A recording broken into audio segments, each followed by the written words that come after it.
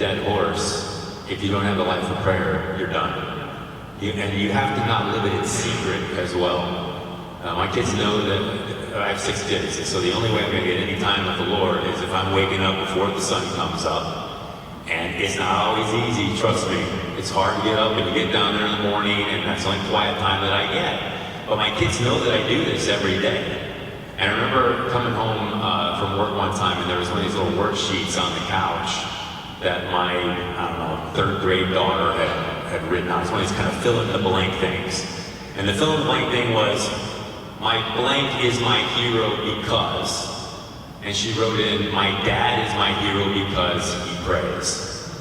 And so she saw me. I had no idea she was even watching, right? But she saw that I was trying, at least, to live this relationship out with the Lord in prayer. And it was this lived example for her. And again, to David's point, if I'm still a giant jerk, it's not going to matter. But what's supposed to happen is that life of prayer is supposed to actually transform me and restore that lost likeness to God that Adam lost back in the garden. The Catechism says this: prayer restores man to God's likeness and enables him to share in the power of God's love.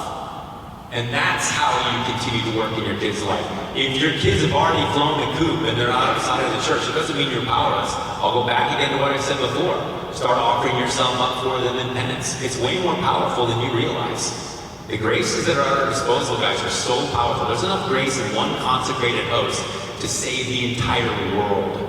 And the only thing stopping it is us. Prayer is what gets us out of the way so that grace can have its maximum impact upon our lives, and we can be that channel of grace for the other people in our lives. But they have to see that love and that virtue growing inside of you. Otherwise, what's the point? And I say all of this with a grain of salt. Take everything I say with a grain of salt, because my oldest kid's 20 years old. My youngest is 5. Don't read a kid's, raising kids book from someone who's got a 6-month-old, okay? Pick and choose the people you listen to.